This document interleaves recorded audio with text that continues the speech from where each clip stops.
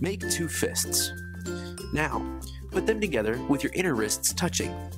This is the approximate size and shape of your brain.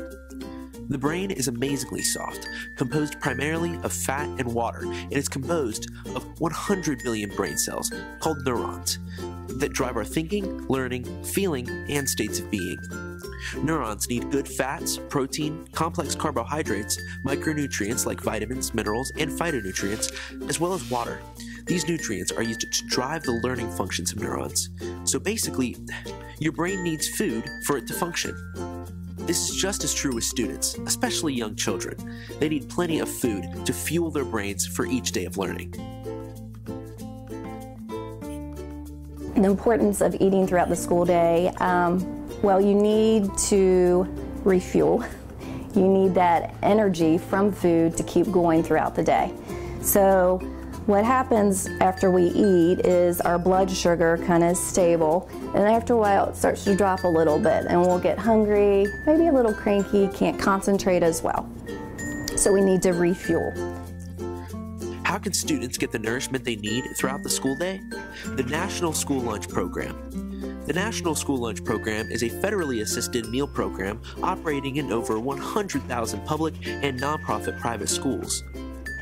In 2012, it provided nutritionally balanced, low-cost, or free lunches to more than 31 million children each school day.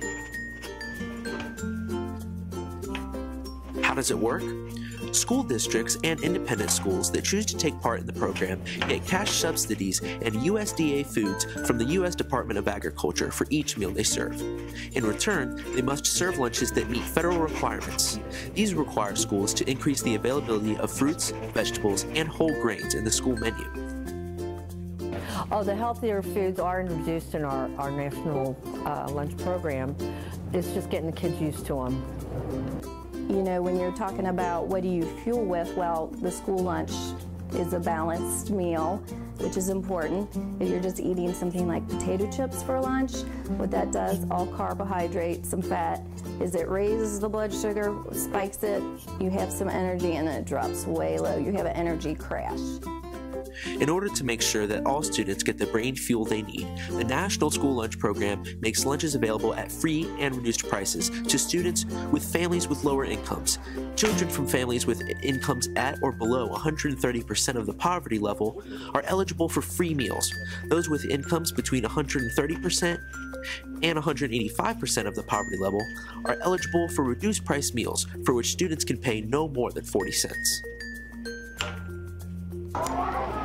I would say 53% of our students are on free or reduced lunch. A little more than half of our school. Gives us a sense of relief because we don't have to worry about, you know, a bunch of money for lunches. We don't have to worry about packing lunches. We know that our kids are going to get a nutritious meal every day.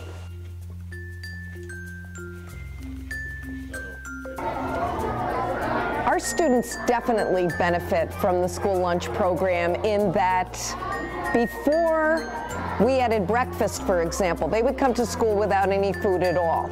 And I think some of our kids wouldn't eat those two meals if they weren't in school having them. Our students are the future of this country, and the National School Lunch Program provides them with the necessary nourishment to learn and become the great American citizens we're training them to be.